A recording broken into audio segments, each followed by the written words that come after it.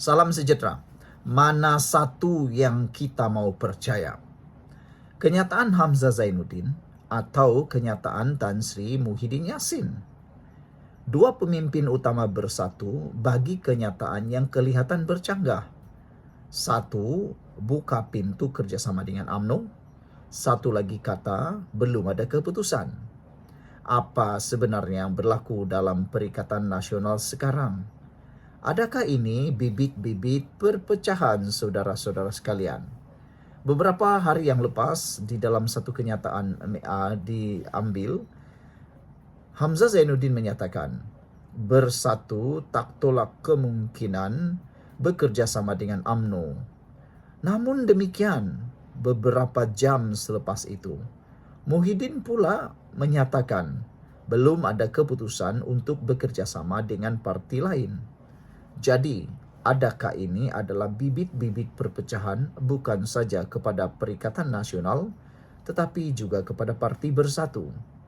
Sebelum kita teruskan ulasan ini, jangan lupa siapa ada masalah gout, kencing manis, dan tinggi darah, tekan butang produk yang ada dalam channel ini, dalam video ini, untuk mendapatkan produk yang terbaik, murah, dan mujarab. Inilah produk yang digunakan beribu-ribu orang untuk bebas daripada masalah gout, kencing manis, dan tinggi darah. Sudah ramai orang yang membelinya, terutama mereka yang berusia 40, 50, dan 60 tahun. Baiklah, kita teruskan semula. Mana satu yang kita mau percaya? Kenyataan Hamzah Zainuddin atau Muhyiddin Yassin? Dua pemimpin bersatu ini kelihatannya memberikan kenyataan yang bercanggah. Satu pintu kerjasama dengan UMNO terbuka, satu lagi kata belum ada keputusan.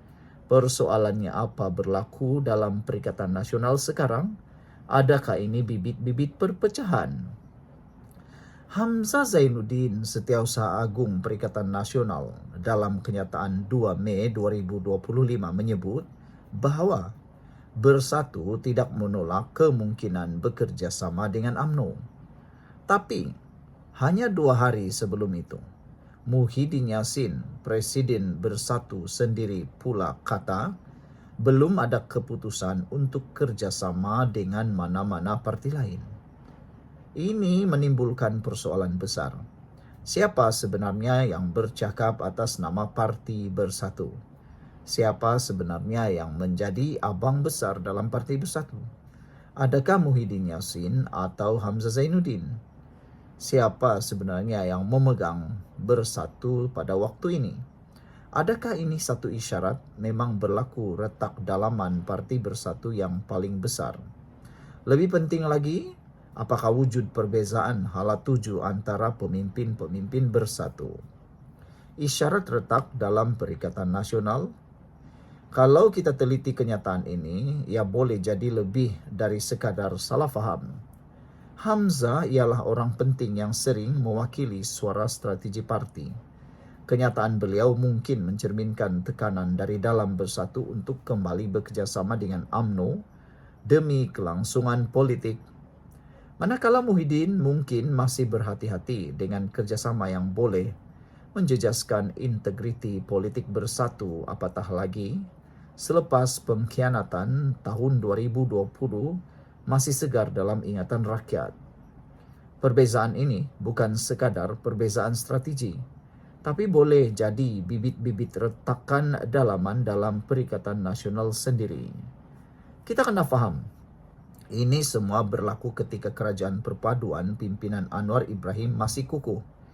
Walaupun ada tekanan luar, PN pula sedang mencari ruang dan naratif baru untuk kekal relevan menjelang PRU16. Persoalan penting untuk dijawab bersama hari ini, tinggalkan komen Anda. Adakah bersatu kini tersepit antara ego dan keperluan politik? Untuk jadi kerajaan semula, mereka mungkin perlu lupakan sejarah lama dan buka ruang kepada UMNO. Tapi tindakan itu juga boleh bawa risiko besar dari penyokong akar umbi mereka sendiri. Jika percanggahan ini terus berterusan berlaku, implikasi politiknya ialah sokongan dalaman Perikatan Nasional boleh terpecah dan PAS mungkin ambil kesempatan untuk jadi lebih dominan dalam Perikatan Nasional. Pengundi pula akan makin keliru dengan arah tuju sebenar Perikatan Nasional. Dan akhirnya, keraguan rakyat boleh menjejaskan keyakinan terhadap kredibiliti gabungan itu sendiri. Jadi, persoalannya sekarang, apakah ini sekadar silap komunikasi atau petanda jelas bahwa Perikatan Nasional sedang menghadapi krisis dalaman? Rakyat sedang memerhati dan seperti gambar ini tanya, mana satu nak percaya? Sekian dulu untuk kali ini, jangan lupa tinggalkan komen Anda. Salam sejahtera. Kes Najib SRC RM 27 juta. Adakah Najib akan dibebaskan atau tidak? Ikuti ulasan kali ini, pasti Anda akan terkejut. Keputusan daripada mahkamah. Selamat datang kembali ke saluran ini. Hari ini kita akan kupas satu lagi isu politik dan perundangan yang sedang menjadi tumpuan ramai. Kes Datuk Seri Najib Tun Razak yang membabitkan RM 27 juta ringgit dana SRC internasional. Adakah beliau akan dibebaskan daripada pertuduhan itu? Atau mahkamah akan teruskan pendakwaan? Untuk makluman, Najib kini sedang menjalani hukuman penjara atas kes penyelewengan RM 42 juta SRC yang sudah diputuskan dan disabitkan. Tapi kes yang kita bincang hari ini berbeza. Ia adalah 3 pertuduhan pengubahan wang haram melibatkan 20 juta ringgit lagi. Kes ini berkait rapat dengan urus niaga yang berlaku sekitar tahun 2014 dan 2015. Apa yang menarik ialah Najib telah memfailkan representasi kepada Jabatan Peguam Negara AGC sejak Julai 2023 untuk menggugurkan pertuduhan ini. Namun sehingga hari ini, yaitu pada Mei 2025, AGC masih belum membuat keputusan. Sebelum kita teruskan ulasan kali ini, siapa yang ada masalah gout, kencing manis dan tinggi darah, tekan butang produk yang ada dalam video ini. Saya kongsikan dengan Anda produk yang paling mujarab, murah, lulus KKM dan halal. Ianya adalah produk yang paling mujarab sekarang. Baiklah, mari kita teruskan. Adakah Najib akan terlepas dalam kes SRC 27 juta ringgit ini?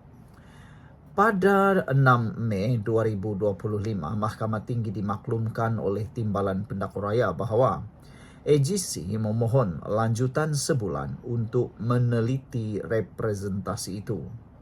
Peguam utama Najib, Tan Sri Safi Abdullah meminta agar mahkamah memberikan DNAA, iaitu dilepas tanpa dibebaskan kerana sudah hampir 2 tahun. Tiada jawapan daripada pihak pendakwa. Isu ini menimbulkan persoalan. Adakah wajar untuk satu permohonan ditangguhkan selama itu? Reaksi orang ramai dan politik.